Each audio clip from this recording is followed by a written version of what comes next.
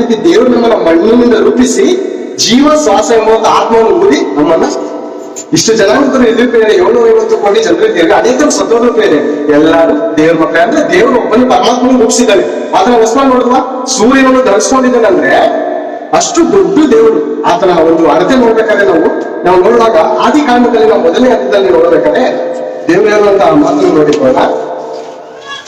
ಆತನ ಒಂದು ಅಳತೆ ನೋಡುವಾಗ ಆದಿಯಲ್ಲಿ ದೇವರು ಆಕಾಶವನ್ನು ಭೂಮಿಯನ್ನು ಉಂಟು ಮಾಡಿದ್ರು ಅಂತ ಬರೆಯುತ್ತೆ. ಆಕಾಶವನ್ನು ಭೂಮಿಯನ್ನು ಯಾಕೆ ಉಂಟು ಮಾಡ್ದ ಅಂತ ನೋಡುವಾಗ ಕೆಲವರು ಅನ್ಕೋತಾರೆ ನಮಗೋಸ್ಕರ ಉಂಟು ಮಾಡಿದ್ದಂದ್ರೆ ಯಾರಿಗೋಸ್ಕರ ಉಂಟು ಕೆಲವರು ಹೇಳುವಂತ ಮಾತು. ಆದ್ರೆ ದೇವರು ಇಷ್ಟು ದೊಡ್ಡ ಆಕಾಶ ನೋಡುವಾಗ ಅದ್ರ ಅಂಚೆ ಸಿಕ್ಕಿರುವಂತೆ ವಿಜ್ಞಾನಿಗಳು ಡಾರ್ಕ್ ಮ್ಯಾಟರ್ ಅಂತಾರೆ.